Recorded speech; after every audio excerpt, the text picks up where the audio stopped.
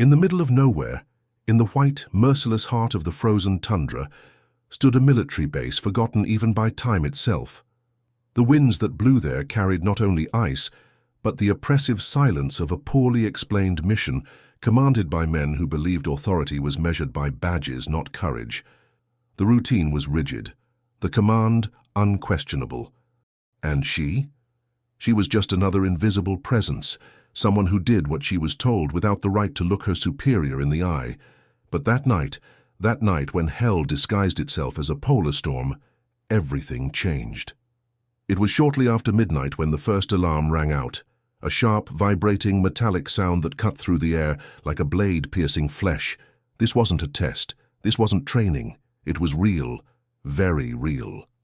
The emergency lights lit up a pulsing red, like panicked hearts about to explode. The ground shook. A whisper of fear ran through the narrow corridors, and the soldiers looked at each other, waiting for an order. A voice. A command. But the commander was unconscious. He had fallen, literally and symbolically. And there, at the exact moment when fear nearly overcame reason, a voice broke the ice. A scream. Not a scream of desperation, nor of panic. It was a firm scream, with the strength of someone who screams not to be heard but to be obeyed. She wore no gold insignia. She held no position of leadership. But her scream was the only one that echoed down the spine of every man present. It was the kind of sound that cannot be rehearsed. It was born of instinct, of truth, of the soul. And in that second, the soldiers understood. It wasn't about hierarchy. It was about survival. "Evacuation position now. Tunnel 7, move." Her voice cracked like a whip, with the precision of someone who already knew what was coming, and no one questioned, no one hesitated, because when everyone stopped breathing, she kept moving.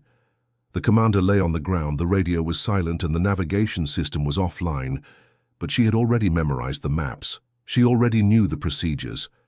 And she had rehearsed this moment in her mind dozens of times, because she had always suspected the base was unstable, that something was about to give way. As the snow roared outside, covering doors and burying sensors, she moved between the modules, pulling soldiers by the arms, shouting instructions, reactivating manual doors with her shoulders, as if the entire base depended on her alone, and in that moment, it did. Every decision she made, every second she gained, was a thread of life extended to those who had already lost hope. She didn't ask for help. She gave orders, with clarity, with urgency, and above all, with an authority no one expected from her. The evacuation wasn't simple. The storm had blocked 3 of the 5 exits. Oxygen supplies were compromised. One of the shelters had been damaged by an underground breach, but she already knew that. She'd noticed micro-cracks in the corridors during the previous patrol, while the others were distracted by games and cigarettes. She made mental calculations, reorganized routes, and risked maneuvers. She was an engineer before she became a soldier, but no one appreciated that. Until now. If you're already impressed by what this woman is about to do, imagine what else she's hiding, because this story is just beginning. If you want to see how she turned the tables even when everything was against her, like this video and subscribe to the channel. This helps keep this kind of content alive and puts you at the forefront of all the next revelations in this intense, human and unpredictable saga. In the next few minutes, you'll be immersed in a sequence of actions that border on the impossible. She didn't just save lives. She proved, in practice, that courage doesn't ask for permission. That true leadership doesn't need a uniform to assert itself. That sometimes, it's the voice they least expect to hear that carries the command that saves everyone. And here's a question for you, who've been following this so far. Have you ever felt like you were underestimated by everyone, but knew you were the only one capable of solving it? Respond honestly in the comments. Your story may inspire others. And who knows, maybe like her, you're just a cry away from transforming everything around you. The first sign that something was wrong came as a metallic whisper that no one heard, no one except her. While the other soldiers celebrated the end of their shift with muffled laughter and nearly frozen cups of coffee, she stood there near the containment door, watching. Not out of paranoia, not by chance. It was as if something inside her was saying, "Be alert." The danger lies in the details no one notices. The polar base, buried under meters of ice and absolute isolation, functioned like a mechanical heart. And she knew every beat, every noise, every pause, and that day the beat was wrong. She approached the internal sector pressure valve. Her eyes caught something unplanned. The needle oscillated at a tiny, almost imperceptible, but constant angle. A structural error? Perhaps a sensor failure? Any other soldier would have noted it and left it for the shift change. But she didn't. She knew what that detail meant, because she obsessively studied the base's internal schematics, even when no one told her to. Even when she was mocked for being too much of a perfectionist. And it was this perfectionism, this discipline bordering on rebellion, that made the difference between life and death. She ran to the main panel. The green light flickered. The system detected no danger, but she had learned not to trust the system's instructions. She entered the emergency code for manual analysis. On the screen, the pressure between compartments 4 and 7 was slightly off, just enough to be ignored, just enough to signal imminent disaster. Protocols dictated that any evacuation could only be authorized by central command. But there was something the protocols didn't anticipate, someone willing to take responsibility before it was too late. With her hands shaking, not from fear but from conviction, she activated the silent pre-evacuation button. No alarm sounded. There was no panic, just a gradual transfer of soldiers to secure sectors, with logistical excuses and routine training. It was all the time needed to buy precious minutes. By the time the commander finally realized what was happening, she had already sealed off the critical compartments. He confronted her, furious, demanding an explanation. But before she could respond, the ground shook. A sharp crack echoed through the steel corridors. The door to compartment 7 exploded outward, releasing a white cloud of super-pressurized steam. If anyone had been inside, they would have been crushed by the force of the collapse. And then everything stopped. The silence after the impact was deafening. The commander stood motionless. The other soldiers froze in place. But not her. She was already rushing to the next panel, reconfiguring the containment system to prevent the collapse from spreading. She was the only one who understood, in practice, how the redundancies of this structure, forgotten by the world, worked. In the following seconds, the unprogrammed alarms began to flash. Finally, the systems recognized the collapse she had predicted minutes in advance. The flashbacks came in fragments. The day she was ignored at the safety meeting when she warned about the premature wear of structural joints. The day she was told to stay in her sector and not interfere in the engineer's work. The day she was questioned about why a soldier with no high rank was studying technical manuals during her free time. And now? Now it was those studies and that quiet boldness that had saved 87 lives. The soldiers began to understand. The realization hit like an avalanche. They would all be dead if she hadn't broken protocol. The commander, embarrassed, couldn't look at her, but she wasn't seeking recognition. She wanted precision. She wanted the base to live.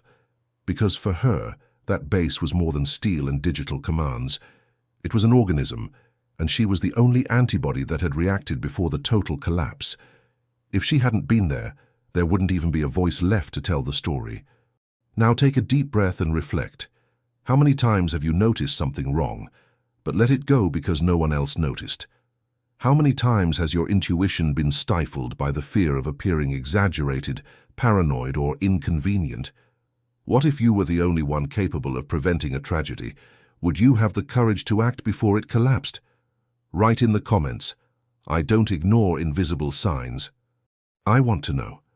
At what point in your life were you the only one who saw danger when no one else did? This story may awaken others that were dormant within you. She heard the alarm before anyone else. The sound was low, almost imperceptible, muffled by the biting wind outside. But for anyone who has experienced the desperation of the silence that precedes a tragedy, that intermittent beep wasn't noise. It was a call. In the command room, men in ties and seasoned soldiers exchanged glances. A distress call coming from Station 7, 12 miles away, piercing the frozen heart of Earth's most hostile continent. No helicopter could land in that storm. No drone would maintain signal. No sane soul would accept this mission. She accepted. There was no argument. She simply stood, tied her hair back with a black ribbon she kept in her inside coat pocket, and walked to the supply room. The commander tried to argue. "You're going to die, understand? It's suicide." But her gaze didn't ask permission. It wasn't theatrical courage, it was something deeper, more intimate. The kind of conviction that doesn't shout, just walks. The temperature read 52 degrees. Sensors indicated that any human body exposed to that reality for more than 40 minutes would experience multiple failures. But she had a greater reason, one that wasn't in any of the base reports, a reason that had been bleeding inside, silently, since that night the first team disappeared. Because she knew, among the missing, there was someone who should never have been there, someone who left because of her. And now, perhaps, she had another chance to do things differently. She donned her thermal undergarment, reinforced her suit with a carbon fiber insulating blanket, adjusted her oxygen, and checked her headlights. Every detail was crucial. She knew that if she missed a coordinate, she could walk in circles until she froze on her feet. The radio, irrelevant. The connection would drop after the first 2 kilometers. No one would be listening. But she went anyway, not out of heroism, not out of vanity, but because she was the only one who no longer saw the point in standing still. The base doors opened like those of a mausoleum. The wind ripped through everything, howling like a hungry beast. She took the first step, her eyes half closed, her lips already cracked before she was halfway there. Time was her greatest enemy. The cold, the cruelest of executioners. But she kept moving forward, one step, then another, and another. The memory of the last video call with her sister consumed her. The forced smile, the "it's okay" that lied to them both, the promise to return. But promises in that place were worthless without action, and now action was all she had. The snow accumulated as quickly as the seconds on her wristwatch. At 22 minutes, she lost feeling in her fingers. At 29, she felt her blood begin to slow. At 33, she had to decide: continue straight ahead and risk an unmapped shortcut, or return with 7% battery and imminent respiratory failure. She chose to continue, because frozen hearts have no time for safe routes. By the time he spotted the dark outline of Station 7, the display was already opaque inside. Her vision blurred, her hands limp. She fell to her knees, but the scream that tore from her throat wasn't of pain. It was of victory. She was alive. And she had arrived. Inside, the scene was devastating. The windows were shattered, the generator had collapsed, and only one sign of life: a survivor, with a weak pulse, hugging a metal box containing encrypted records. She didn't cry when she found him. She just took a deep breath, feeling the remaining warm air. She identified the protocol, activated the rescue light, and warmed the man with her own blankets. When he opened his eyes, he murmured something that made the world stop for 3 seconds. He knew her sister. She didn't ask how, she didn't question why. She only understood that there was an invisible thread connecting those stories, and that somehow the suicide mission was actually a route designed by fate itself for her to find what truly mattered: the truth. And perhaps, if they survived, forgiveness. When she returned hours later, carrying the nearly unconscious survivor and dragging her frozen feet, the entire base gathered at the entrance. No one said anything. They just stared at that ice-covered figure, her eyes sunken but her chest lifted. There was no applause, there was no honor. But in that silence, everyone understood. She had done what none of them had the courage to do, and not because she was stronger, but because she had already lost too much to back down again. How do you think you'd have the courage to go through white hell for someone who might not even be alive anymore? Comment now. What would make you leave the base when no one else is moving? No one there would have ever imagined she would be the key player. She was discreet, efficient, invisible. She walked the base's corridors as if she didn't want to be noticed, and she wasn't. But all it took was a system error for fate to reveal what she had hidden from everyone. When the emergency protocol was activated by mistake, the compartments automatically locked with soldiers inside. Oxygen began to drop. Every second increased the risk of death. The control center went into failure. The officer in charge disappeared. And, in that vacuum of authority, only chaos remained, until she acted. Most people there knew her only as another logistics specialist, a shadow among the specialists. But while everyone screamed into their radios and ran in circles, trying futilely to bypass the security system, she sat in front of the terminal as if returning to an old altar. Her fingers tapped the keys with a silent intimacy, as if reconnecting with a forgotten part of herself. No one knew that before accepting the polar mission. She had been a military security software developer. No one imagined that this woman everyone saw as replaceable had, years before, coded protocols similar to the one that now threatened to kill her colleagues. What was about to happen wasn't a miracle. It was hidden knowledge. In less than 40 seconds, she navigated the system's access points, identified the root cause of the error, and entered a sequence of 3 lines. 3 lines. There was no suspenseful music, no dramatic sirens like in movies. Just the dry sound of magnetic locks being released one by one. The gates gave way. Relief wasn't immediate. First, silence came. Then the sound of doors opening, and then the soldiers' voices came back to life. The mission that could have been a collective wake was interrupted by a line of code written by someone they didn't even know knew how to program. But what no one saw was what happened inside. Contrary to what they expected, she didn't celebrate. She didn't smile. She didn't even cry. She just took a deep breath, as if finishing something inevitable. Because for her this wasn't new. It was just a part of herself she'd locked away, like the compartments she'd just opened. And now, seeing that the world still needed that part, something was rekindled. The programmer soldier was back, and with her a new level of threat to any system that dared to fail. Word spread quickly through the underground corridors of the base. Some looked at her with reverence, others with suspicion. After all, who else could do what she did? Could someone with so much silent power really be on the right side? But she didn't care about the stares. She had learned years before that those who understand the code understand the world, and those who understand the world don't need to shout to be heard. The mission commander tried to understand how someone unauthorized had managed to hack into the base's security system. The internal report indicated there was no record of the intervention. No log, no alert, no failure, nothing. As if the system had corrected itself, but she knew. Something in her gut told her someone inside had too much knowledge to be just another soldier. And that's when she began to take a closer look at this woman few noticed. Whoever has the power to rewrite commands has the power to rewrite priorities, and no one ever forgets that. The next morning, she was summoned to a private meeting. They asked her about her background, her qualifications, her previous positions. She answered precisely, without pride, without false humility. Just the truth. She had abandoned everything she knew to start from scratch on this mission, where she believed her former skills would never be useful again. But fate, as always, likes to test those who try to dim their own shine. And there she was, before superiors, who now saw her as a dangerous unknown. After all, who else at the base could hack into the system and leave without a trace? In the following days, protocols were revised. New passwords were created.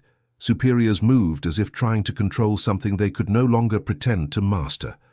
And at the center of it all was a woman with steady eyes who had saved dozens of lives with 3 lines of code and no permission slips. The soldiers' trust in her grew, but among the officers, fear grew. Because if she could break protocols undetected, what else was she capable of? The base would never be the same again. A new leadership emerged, silent but inevitable.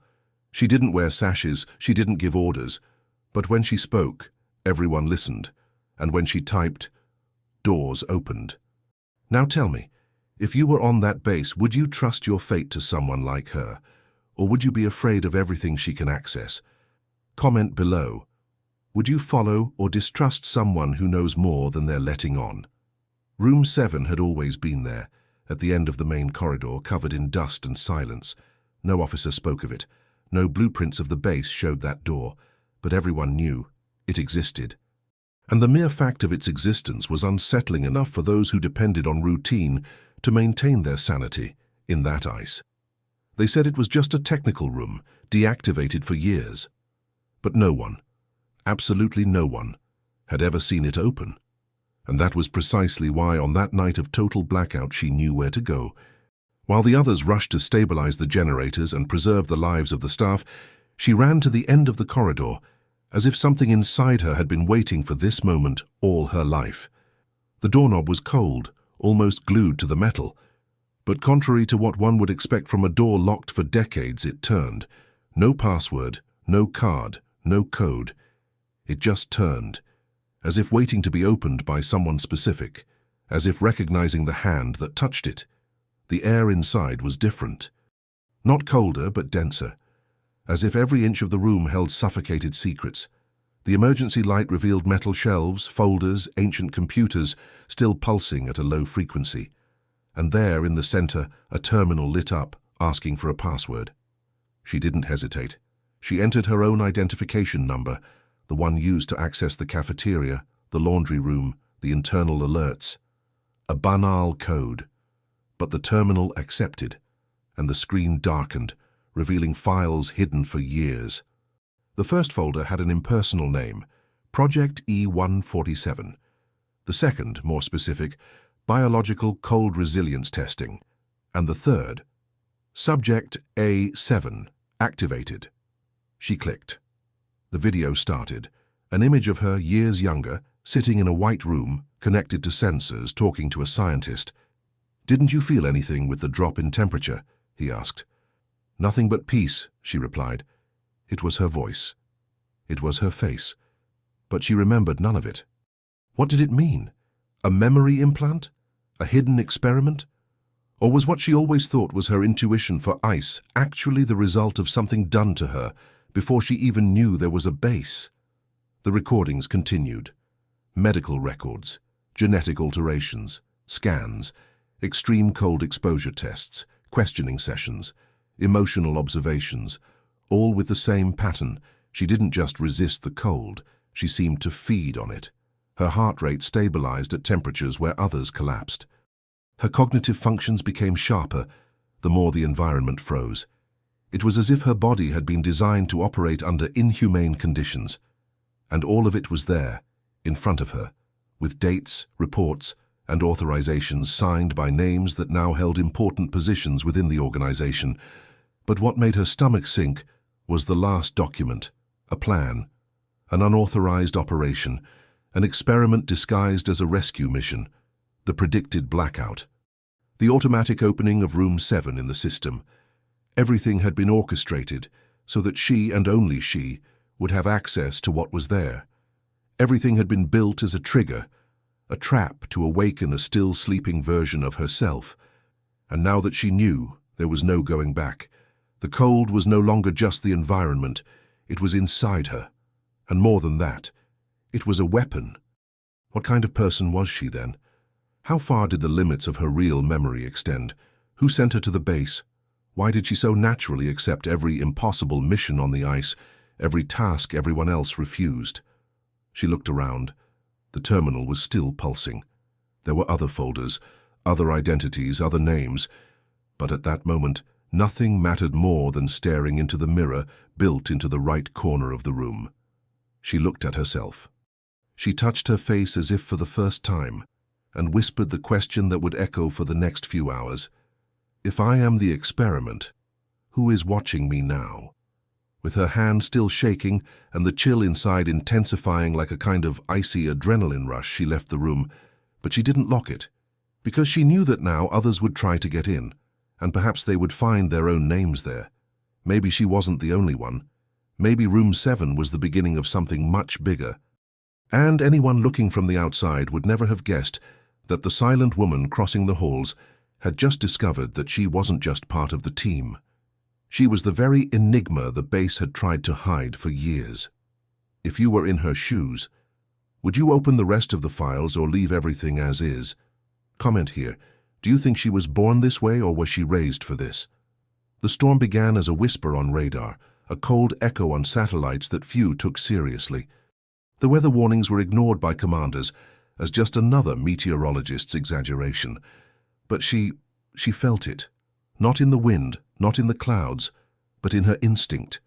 A sharp intuition, honed by years of survival in hostile environments that screamed something very wrong was approaching. When the first snowflakes began to fall, everyone at the base was still laughing.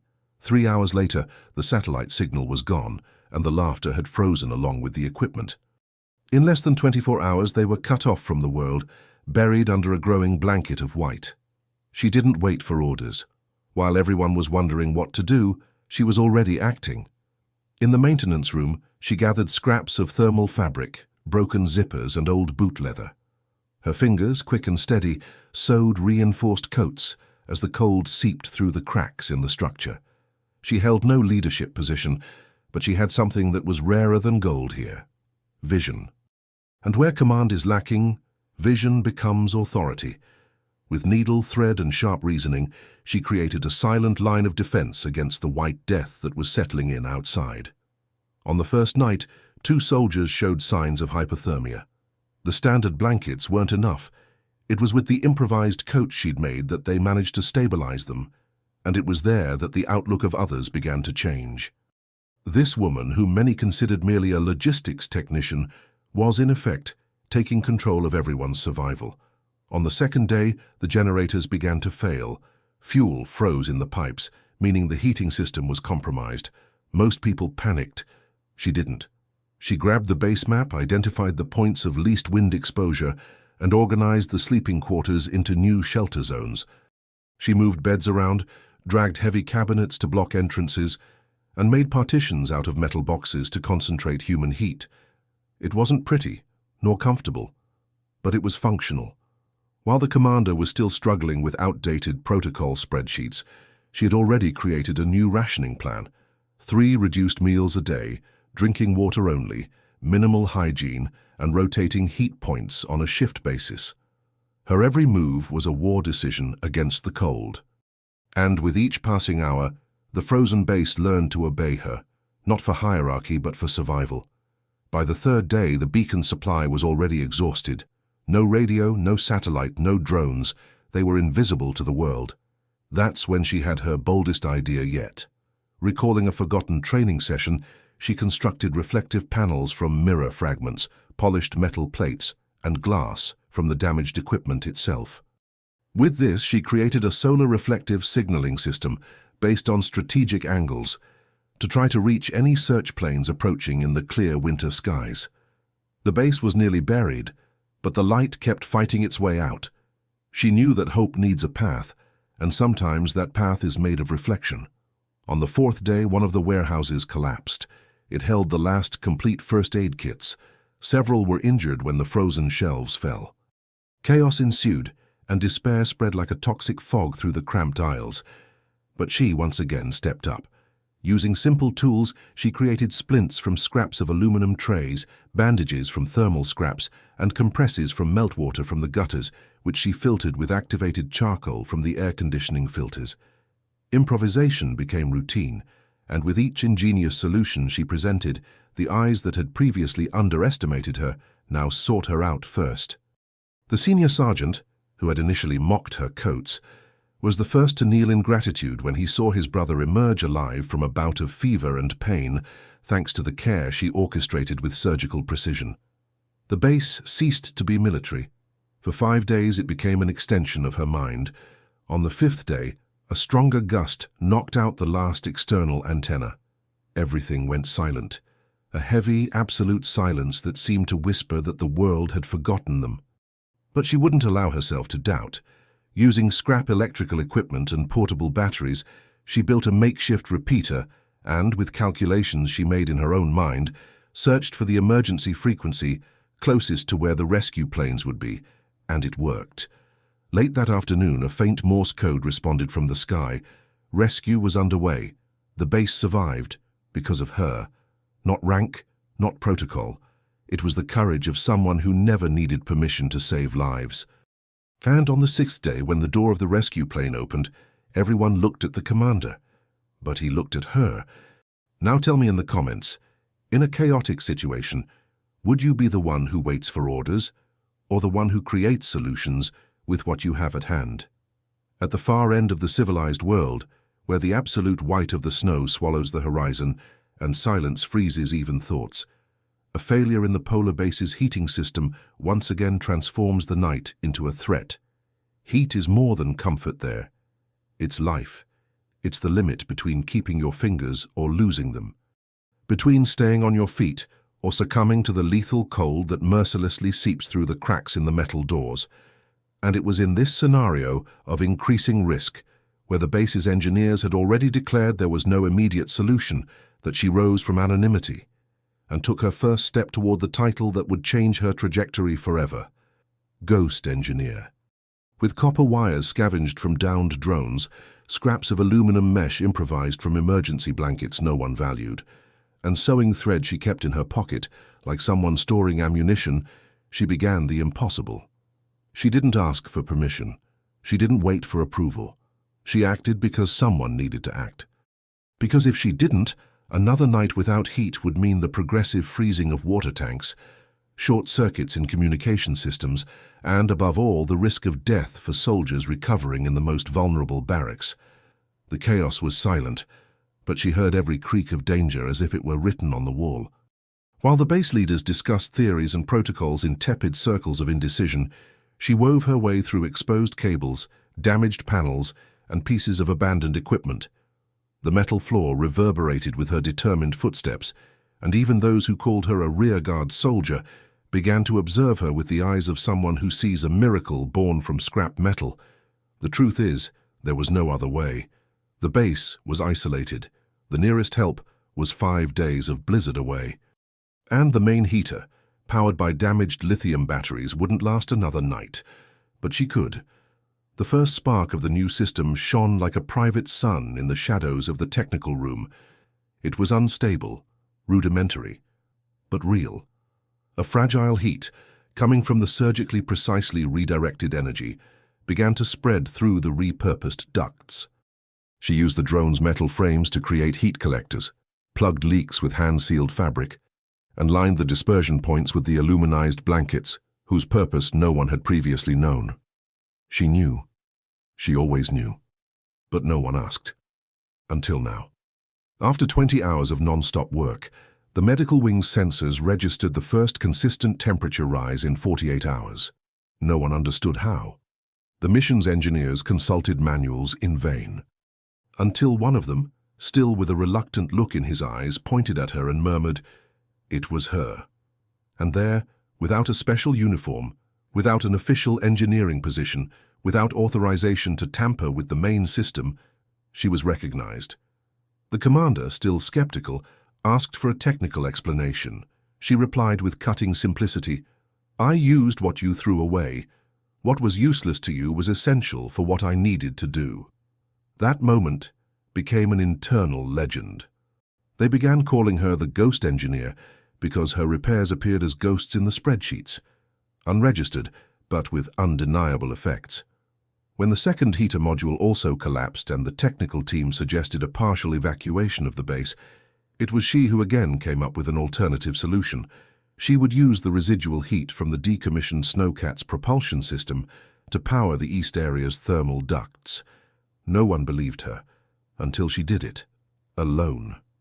Using repurposed hoses, insulation boards salvaged from supply crates, and the invisible logic of someone who thinks 3 steps ahead. It was impossible until it happened. The most impressive thing, she didn't ask for credit. She didn't demand attention. She just kept going night after night, showing up wherever the system failed, fixing, creating, reconfiguring, in silence. The base's own engineers began leaving notes on the damaged panels with phrases like, "If the ghost passes through here, please review this line." The respect she earned didn't come from strength or position. It came from true competence. It came from the ability to turn ruin into solution with her own hands, and above all from the courage to take responsibility in an environment where everyone was looking for someone to blame. Her mind was a battlefield where logic and creativity fought together, not at odds. She knew how to sew, weld, calculate, and improvise, and most importantly, she believed that every forgotten piece of the foundation still had a purpose, as long as it was in the right hands. What others called scrap, she called raw material, and what others called flaws, she saw as an opportunity to show what she was made of. Now tell me in the comments, if you were at this base facing the collapse of the vital system in one of the most hostile regions on the planet, would you be able to improvise like her? Or would you wait for orders until it was too late? Answer honestly. Do you see yourself as part of the solution or the problem? They broke her trust like someone stepping on glass just to prove they could. A new soldier coming from outside with her own methods, ideas that didn't ask for permission, and an unsettling attitude. It wasn't arrogance, it was clarity. She knew what she was doing, and perhaps that was even more irritating than if she'd been wrong. The base, cold and hostile, where every breath created ice in the air, had a new problem. Essential equipment began to fail one by one as if someone were savoring the chaos. And it was in this scenario that all eyes turned to her. The accusation was subtle at first. Suspicious glances, conversations that stopped when she entered. A sergeant who commented too loudly about whoever comes in already wants to mess with everything. But it didn't take long for the rumor to become official suspicion, and when the 7th consecutive failure left a sector without heating, the summons came: interrogation. Who was leading? Lieutenant Fausto, a dry man with steely eyes who seemed to enjoy the sound of his own power more than the truth. He entered the room without greeting, threw a folder on the table, and stared at it as if it were a mirror of all the mission's mistakes. She didn't explain herself. She didn't defend herself. She just said, "The facts speak. Wait for them." And that was worse than shouting, because the absence of desperation became an affront. An isolation order was issued, as a precaution. She was removed from any equipment, any terminal. She was confined to a cold, deactivated wing of the base with the bare minimum to survive. But even there, surrounded by distrust and humiliation, her mind wouldn't stop. She knew someone was manipulating everything, and if they didn't want her near the machines, she would use what she had left, her own eyes. Observing routes, analyzing behaviors, she began to trace a pattern. Each failure had a link, times, areas, names, and one of them appeared with disturbing frequency. Fausto, the same one who interrogated her guiltily, the same one who said he was there to keep the base safe. The irony mounted piece by piece, and she, even without official access, even without authorization, began her own silent operation. She used printed maps left over in old folders, connected analog cables that still lingered in the walls of the forgotten wing, recovered discarded logs, and reconstructed the timeline of the failures. Then she discovered the detail that changed everything. One of the sabotaged cables couldn't be accessed from the outside. It required a Level 4 badge, and only 3 people had that access. She wasn't one of them. But Fausto was, and the system still recorded the accesses. At 3:42 a.m. on the morning of the 4th sabotage, Fausto entered the incident room, outside protocol, without informing the other officers. From that moment on, she knew she was treading on dangerous ground, but she also knew that time was on her side. On the 8th day of isolation, the base faced its worst incident, a total blackout of thermal sensors. The threat was real. Without temperature readings, the risk of frostbite in isolated areas became a matter of hours. Chaos ensued. And while everyone was searching for someone to blame, she came up with something stronger than arguments: evidence. Using a backup hidden on the old emergency server, she showed Fausto's access log, matching the times of the incidents. She also provided recordings of the analog circuit she had manually reactivated, showing the lieutenant tampering with panels without authorization. It was enough to turn everything around. The command room, which had previously echoed with accusations against her, now fell silent in the face of the evidence. The commander apologized in a cold, formal tone. Fausto was removed, but the taint of unfair suspicion still lingered. What was impressive wasn't just her proven innocence. It was how she dealt with the pain of being discredited, the way she used her silence as a tool for intelligence. While everyone wanted to shout, she chose to listen. While everyone wanted to judge, she chose to investigate. While everyone lied to each other out of convenience or fear, she was the only one who didn't need words to prove who she was. And this, even though it wasn't officially recognized, remained. The soldiers who had previously avoided her gaze now turned away in shame, and those who mocked her silence now feared the sound of their own conscience. Because she didn't win with force, nor with confrontation. She won with a truth that never wavered, not even in the most intense cold of injustice. Comment below, have you ever been wrongly accused of something? How did you prove who you really were? Share your story and empower those who are fighting in silence right now. No one looked to her for leadership. She was seen as just another disciplined, obedient, and invisible soldier amidst the chaos, the kind of person everyone underestimates until the day the world turns upside down. When the satellites crashed, the drones collapsed, and the base's communications system froze due to the electromagnetic pulse, the generals looked at each other in panic. Authority lost its voice. But she, the woman who until then had barely been noticed in the base's icy corridors, found a snow-covered analog radio hidden among the wreckage of a Soviet aircraft forgotten for decades. She wasn't the commander. She had no insignia nor the decorations that would have made her presence sound credible.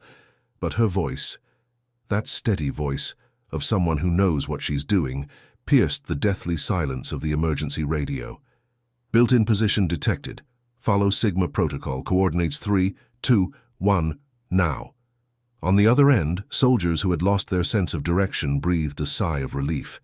One by one, they responded. It was she who led the troop with precise instructions, without hesitation, without fear. And while their superiors hid or fainted from emotional unpreparedness, she remained standing, connected to the only remaining line between death and survival. Base records showed that the aircraft had been abandoned due to total failure in 1974, considered a useless heap of metal. No one ever thought to check if any of the systems were still operational.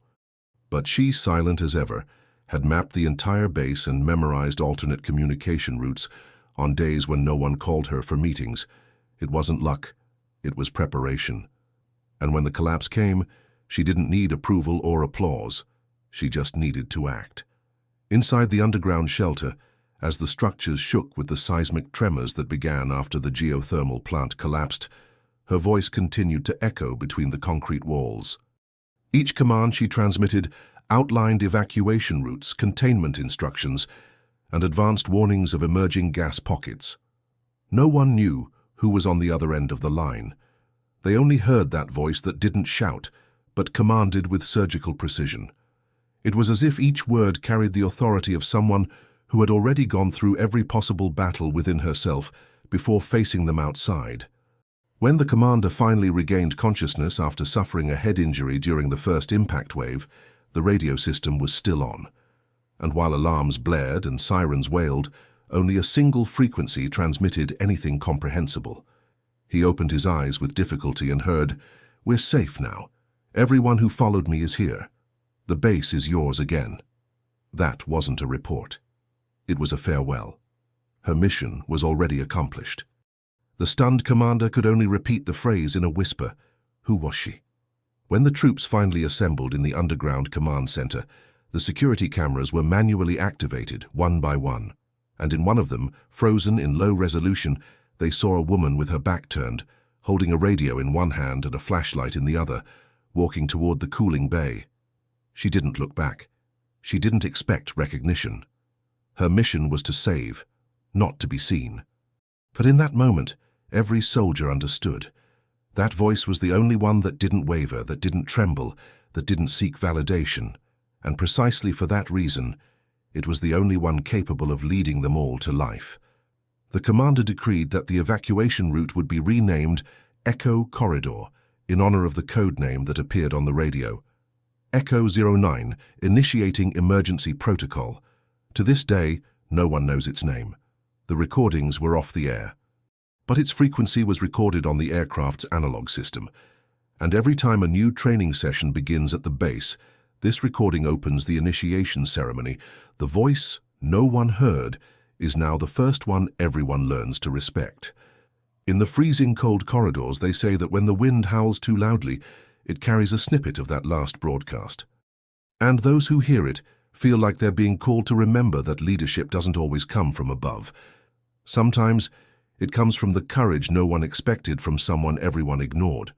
And in that echo, the entire base understood. It's not the title that commands, it's the voice that remains when all others fall silent. Now comment below. If the world collapsed today, would your voice be remembered or forgotten? This reflection can reveal much more about your value than any job title. That night, when the storm seemed to have swept away all hope, she stood, silent, staring at the frozen horizon, her eyes more steady than any command decree. It wasn't arrogance, it was certainty. The commander, now lying down and weakened, looked at her with an expression that mixed regret, admiration, and something he'd never shown before: faith. He, who had disbelieved her every plan, who had belittled her every idea, who had labeled her just another civilian in a borrowed uniform, now needed her. Not out of obligation, but because in the face of death and chaos, only her presence brought order, strategy, and above all, direction. When the request came out of his mouth, "Go back and finish what you started," it wasn't just a mission request, it was a confession. He acknowledged there, with a choked voice, that his leadership had limits, and that his limits had been exceeded by someone he himself tried to restrain. She said nothing, she just nodded, and that was enough. Because great leaders don't need to shout, they just walk, and everyone follows. Upon assuming command, she made no speeches. She didn't pin medals, she didn't demand recognition.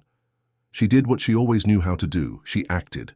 She organized the shelters, recalibrated the damaged systems, redesigned the evacuation plan, reconnected the makeshift antennas with the forward base, and above all restored hope to those who had already buried their faith, along with the frozen bodies they couldn't save.